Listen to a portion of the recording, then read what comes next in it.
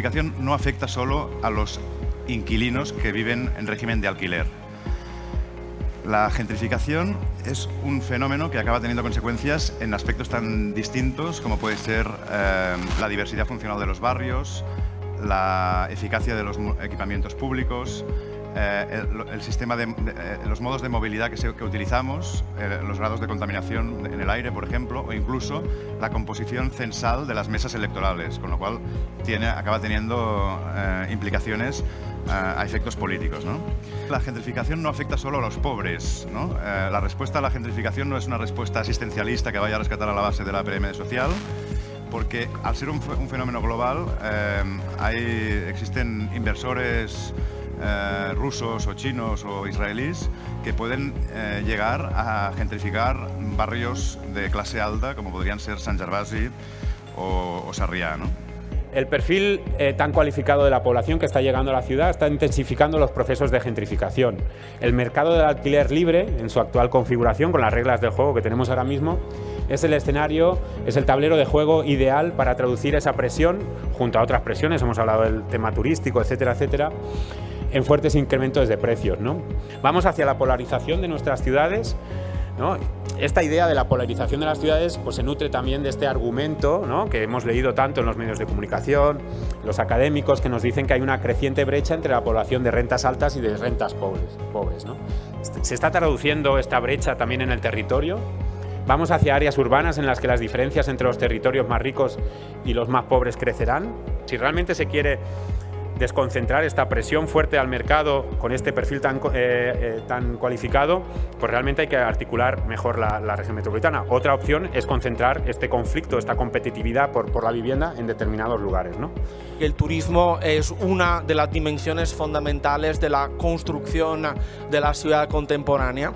Los nuevos usuarios de estas áreas no son necesariamente residentes, no son taxpayers, no son votantes, son capital humano intermitente que vive quizá like a local, como dicen las plataformas de alquileres turísticos, por unos pocos días. Es capital humano que no se transforma en capital social. Y entonces el barrio progresivamente se transforma en un no lugar turístico, como hay muchos en las costas mediterráneas. Regulación, formas de regular el fenómeno, pues hay unas cuantas. Por ejemplo, la idea de zonificar la ciudad y de establecer patrones de concesión o no, o de crecimiento incluso de licencias concedidas para equipamientos de varios tipos. La limitación del periodo de alquileres de corta duración. Muchas ciudades dicen, ok, podéis hacer lo que os da la gana con vuestra vivienda, pero por no más de 40 días al año. Y esto tiene la tendencia a sacar el incentivo a utilizar la vivienda para especular sobre ella. In the 1990s, Berlin was well known as a low-price, relaxed housing market with a strong amount of regulated, affordable housing. And in the last year, it changed a lot, and now we have a lot of analyses showing that Berlin is a dense housing market with an increasing costs of housing for people, so that the housing market not afford for people with middle and low income. General tenant law we have in Germany, it's a federal law and it protects tenant with a contract. Yeah?